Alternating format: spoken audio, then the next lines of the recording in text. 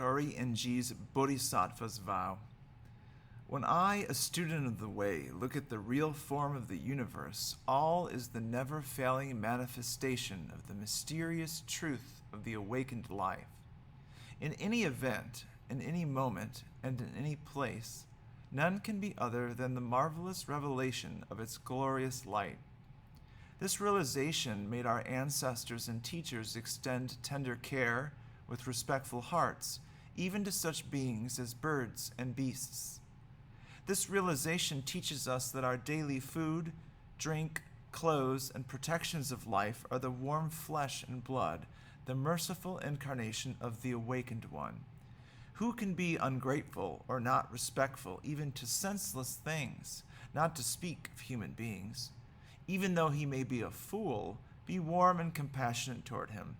If by chance he should turn against us, become a sworn enemy, and abuse and persecute us, we should sincerely bow down with humble language in the reverent understanding that he is the merciful manifestation of the awakened one, who uses devices to emancipate us from blind tendencies produced and accumulated upon ourselves by our own egoistic delusion and attachment. Through countless cycles of space and time, then on each moment's flash of our own thought, there will grow a lotus flower. And on each lotus flower will be revealed perfection, unceasingly manifest as our life just as it is, right here and right now. May we extend this mind to all beings, so that we and the world together may attain maturity in the wisdom of the awakened life. We will be unable to experience the totality of our own selves if we split off and disown aspects of ourself. When we do this, we create a damaged, divided world in which we strive after an elusive transcendental wholeness. Everything we seek is in plain sight. Confronting existential issues of identity, meaning, and mortality concern many clinical patients. Rome wasn't built in a day, but Rome also wasn't burnt in a day. Masochism, as a byproduct of believing one must pay a painful cost for life, attention, or the recognition one is desperately seeking. The longing to surrender the defensive superstructure, being known, found, penetrated, recognized, drives many patient professional love affairs. Not my will, but thy will be done. Each of you is perfect just the way you are, and you could use a little improvement. Seeing is forgetting the name of the thing one sees.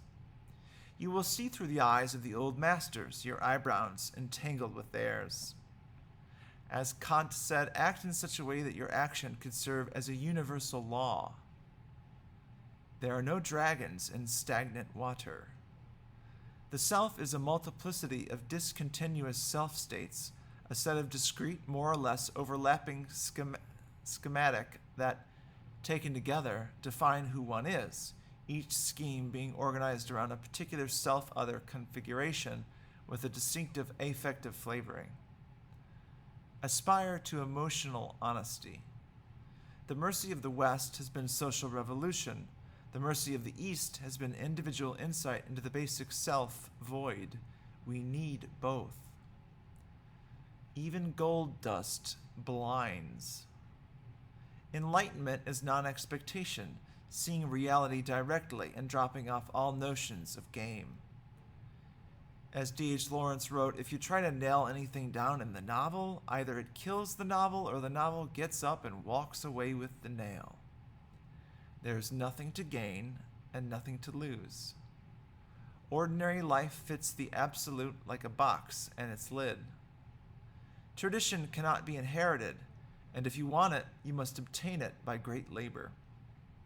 Wittgenstein repeatedly said the job of philosophy is not to answer questions but to dissolve them, to show that they are nothing but pseudo-problems thrown up by particular aspects of our language. Emphasize process over goal. Kensho means seeing the nature of the self.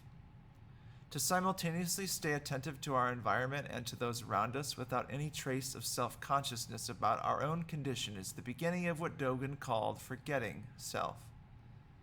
we start to feel what it means to let ourselves be open to the world rather than always trying to impose our desires onto the world.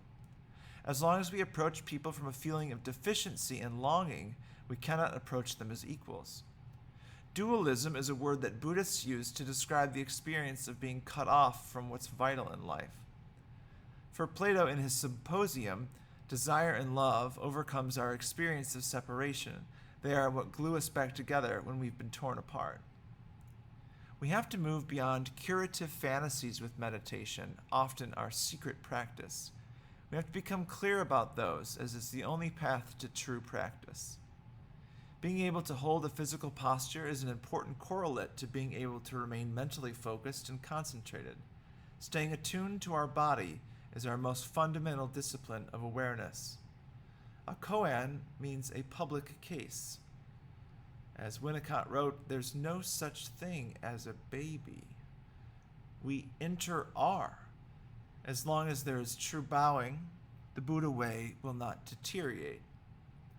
Zazen is not a meditation technique. It is the Dharma gate of joyful ease. What becomes clear was that values can clash. Both liberty and equality are among the primary goals pursued by human beings through many centuries, but total liberty for wolves means death to the lambs, and total equality with lambs traps the wolf. We have to get to know and be honest about our particular strategies for dealing with vulnerability and learn to use our practice to allow ourselves to experience more of that vulnerability rather than less of it. To open yourself up to need, to longing, dependency, and reliance on others means opening yourself up to the truth that none of us can do this on our own. We really do need each other. Just as we needed a father or a mother, we also need a teacher. We really do need all those people in our lives who make us feel so uncertain. Our practice is not about finally getting to a place where we are going to escape all that, but to create a container that allows us to be more and more human, to feel more and more. If we let ourselves feel more and more, paradoxically, we get less controlling and less reactive. No thought of helping. At dawn, my lover comes to me and tells me of her dreams, with no attempt to shovel the glimpse into the ditch of what each one means. Questions are mighty oaks, answers small, hard acorns. Knowing puts a hard shell of explanation and judgment between us and the world. Questions ramify in endless directions. Answers bring an end to possibility. The oak and acorn do not exist apart from one another. Questions naturally lead to answers, which give rise to more questions. To arrest the cycle at any point is death. Angels can fly because they take themselves lightly. Even the word spiritual comes from the word for breath, which is nothing but air. Caught in a self-centered dream, only suffering, holding to self-centered thoughts, exactly the dream. Each moment, life as it is, the only teacher, being just this moment, compassion's way. Hercules finally killed the Hydra by holding a torch to the stump of the neck he had raised, cauterizing it, and thus preventing its regeneration. For my part, when I enter most intimately into what I call myself, I always stumble on some particular perception or other of heat or cold, light or shade, love or hatred, pain or pleasure. I never catch myself at any time without a perception, and never can observe anything but the perception.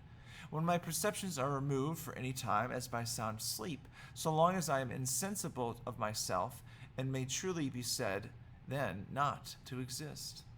David Hume.